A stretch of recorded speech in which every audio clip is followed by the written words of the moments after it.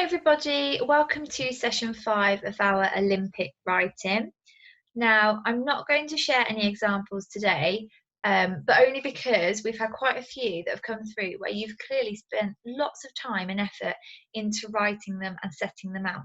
And there's just not enough time in our little sessions. So what I'd like to do is spend longer later in the week sharing those with everybody and celebrating them. So if you've got any of your Olympic writing you'd like to send through, then obviously email the class email addresses or send them on Twitter and we'll make sure they get featured in the video specifically for that. Now, I'm writing about sporting events today. You might be as well, or you might be doing something different. I'm going to show you another feature that is often used to show information in a non-fiction text today. Okay, so as always, I've done 2 mind maps. So we've got this one here, which is all about the sporting events. And what I've tried to do is put them into categories. Now, it's important to remember that for each of these events, there will be the men's event and then the women's event. So for example, in the triple jump, you'll have the men's triple jump and then the women's triple jump as well. Okay. So we've got lots of events there. I've also put on this page about the medals and the venues, because with the Olympics, there is always more than one venue, because sometimes obviously you need a swimming pool, or you might need a river or a lake, you might need a basketball court or a football pitch. So there's lots of different venues that they use in the Olympic Games. So I thought we could talk a little bit about that as well. Right, well, let's get started. So we need to have our subheading first of all. Sporting events is a little bit boring, isn't it, to be honest? So why don't we go for, have we used a question yet? I don't think we've used a question, because sometimes you might want to use a question for your heading. So why don't we go for something like, it's the sports you'd see, isn't it? So what would you see at the Olympics? Yeah, something like that. Yeah, we'll go for that one. Might be you might want to include the reader more in your writing by maybe saying something like, how can you compete in the Olympic Games, and get them thinking about the sports that they're good at. I don't know, you're writing. So if we have a look just here, I've written down that 5 new sports are expected to be introduced in the Tokyo Games. Now, each Olympic Games has a different number of sports and events, and that's because new events are added, some are taken away, some are only in certain games, so it varies each time. So I think my first sentence is going to be about that. So I'm going to put something simple like the number and type of events in each Olympic Games can vary. Now, you need to make sure as well that you use your capital letters for Olympic. Okay. Now, on there as well, so I've put in Tokyo, there'll be 339 events in 33 different sports. So let's put that on. Why not? In the Tokyo Games, don't forget your capital letter for Tokyo, and I'm going to put in brackets there the year, so 2020/2021, comma, space there. There will be, remember it hasn't happened yet, so we're writing as if it will happen, so there will be 339 events in 33 different sports. Okay, now the way I'm going to write this is I'm going to use bullet points, because I want to get a lot of these sports that I've put on this mind map into my writing, but without overwhelming the reader. And if we did that as sentences or a list in a sentence, that could go on for a very long time, and the reader would lose interest. So I'm going to make it clear for them, hopefully simple, but still getting a lot of information. So I'm going to put here, some of the events include, and then a colon, and then I'm going to introduce my bullet points. So I'm going to keep it in the groups that we've got there. So let's have a look at athletics first of all. we put athletics and then a dash. Right, well, what have we got? So we've got 100-meter race, we have the relay race, we have the hurdles, shot put, javelin, high jump, and let's have one more, and triple jump. Okay, so just have a look at what I've done there. So I've put the group that I've grouped them into, and again, you might change yours, you might have different groups for yours.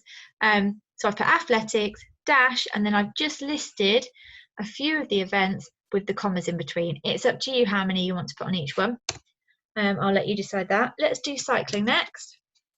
So cycling events I'm going to put there, again a dash, and I'm going to put track, road, what else we got? Mountain biking and BMX. Nice simple one there. And then the water-based. Now, the water-based events, again, could be broken down into even smaller categories because you have things like swimming and diving and the artistic swimming, which are inside sports, so in a swimming pool. And then you have things like surfing and sailing and rowing, which would be outside.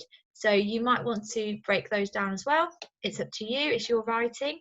So water-based events, so let's have, we'll just put a few on there. So surfing, swimming,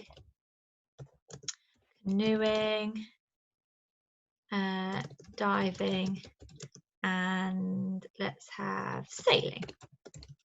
Okay, so that's how you can use your bullet points. Now, I'd be here a very long time if I had to write all of them for you. So I've already written the others. There you go. Just copy and paste them in for you.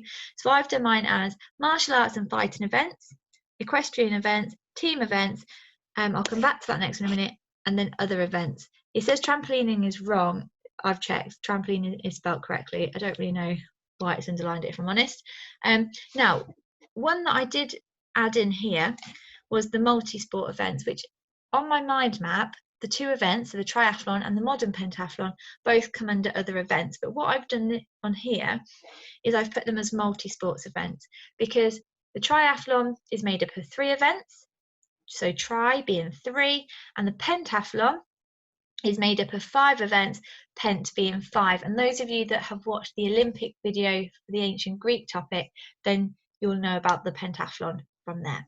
Okay, right, fab.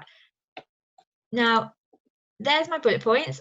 I've got a lot of information across there. That's a lot of the sports, not all of them, but a lot of them, but in a short, clear, precise way. Now, I want to put on there about the different venues. So what I'm going to do is I'm going to start a new sentence. Do you know what? I think I'm going to start with the because. A subordinating conjunction for this one. So because, oh, we don't want it underlined, do we? Because each of the events requires a different, or what do they require? They require either different, we have pitch, don't we? Like football pitch, or a court, like tennis court, or maybe environment, because obviously some are indoors, some are outdoors, some are on water, some are not. So or environment, yeah, or environment. So because each of the events requires a different pitch, court, or environment to play on, comma,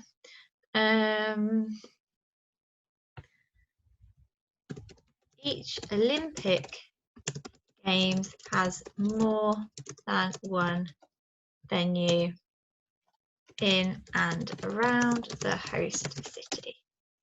Now, if I've done that correctly, I should be able to swap that sentence around. So if I was to start it the other way, I could start with each Olympic Games has more than one venue in and around the host city because each of the events requires a different pitch, court, or environment to play on. Yeah, that works. Lovely. Now, I'm going to do a comparison because I've put on here about the 2012 games and 28 venues, and I've put here that there's going to be 34 for the Tokyo Games.